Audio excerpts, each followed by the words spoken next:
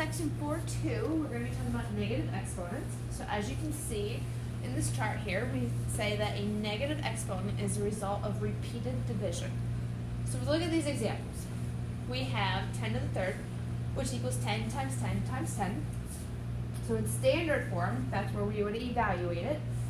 10 times 10 times 10 gives us 1,000.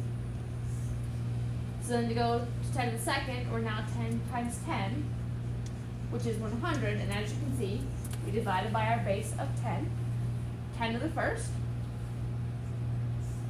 would just be 10. Anything to the first power is just itself. And then divide by 10 again for our 10 to the 0. We already know from last lesson that that would be a 1. Anything to the 0 power is 1.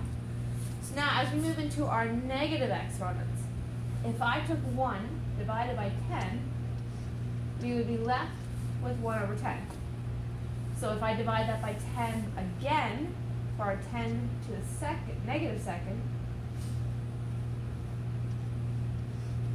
that'd be 1 over 100.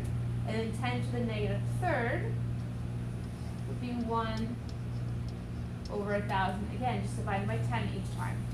The negative exponent is the result of repeated division. And notice, none of these that had a negative exponent result in a negative number.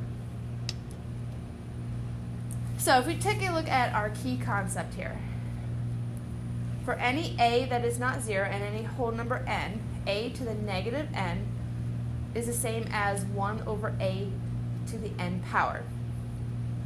And then also for a does not equal 0, a to the 0 power equals 1.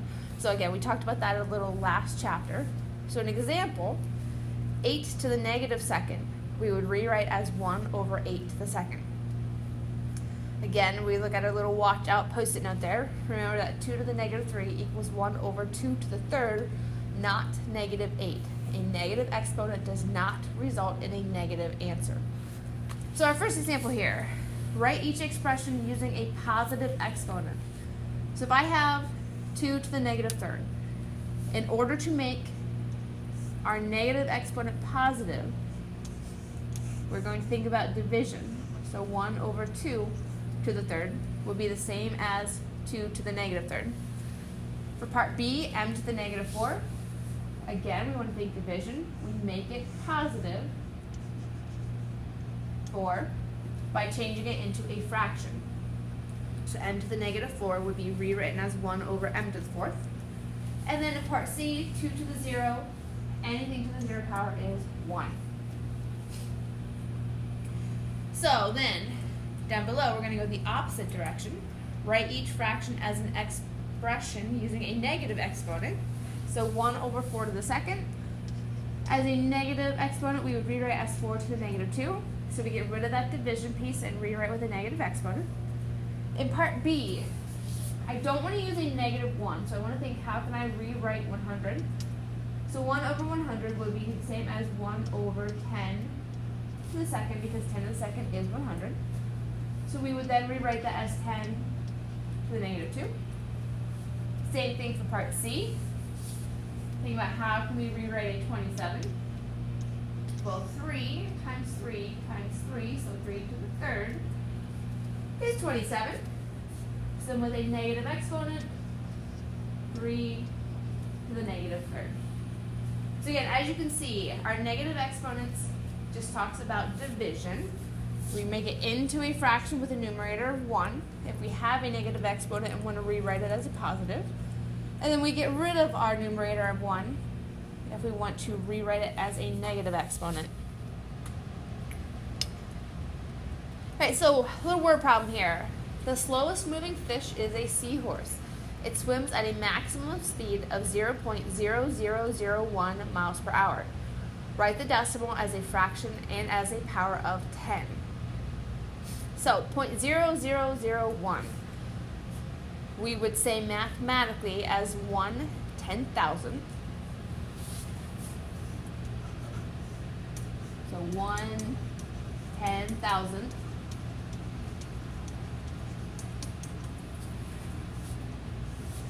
So that would be 1 over 10,000. But But then we want to rewrite that as a power of 10. So this will be the same as 1 over 10 to the third. Actually, not 10 to the third, it's 10 to the fourth. Missed a 0 there. So 1 over 10 to the fourth. And then if we wanted to rewrite that as a negative exponent, we could say 10 to the negative 4. So as a fraction, 1 over 10,000. As a power of 10, 1 over 10 to the fourth. And then as a negative exponent, 10 to the negative fourth. Alright, so last part of this lesson, a little bit of evaluating. So evaluate each expression if m equals 4 and n equals 3. Remember, for evaluating, our first step is to always show our substitution. When we're substituting in, especially with exponents, we always use parentheses. So 4 to the negative 2. I want to rewrite this so I don't have a negative exponent. So rewrite it as 1 over 4 to the second, which is 1 over 16. So final answer, 1/16. And the second one, negative n to the negative 3. So negative outside of our parentheses. So negative 3 to the negative third. Again, rewriting it so that we don't have that negative exponent. So a negative 1 over 3 to the third. Notice that negative stayed in our numerator this time. So the negative 1 over 3 to the third is a 27. You could put your negative out front in your numerator or in your denominator. Technically, each place is correct. I personally like to leave it in my numerator. Okay, so there is your lesson dealing with negative exponents. Now I'll have you guys try a couple. Evaluate each expression if m equals 4 and n equals 3. So our first one, 6 times m times n to the negative 4. And the second one, negative 4 times m to the negative second. Make sure you show all of your steps on them. Okay, that's the end of this lesson.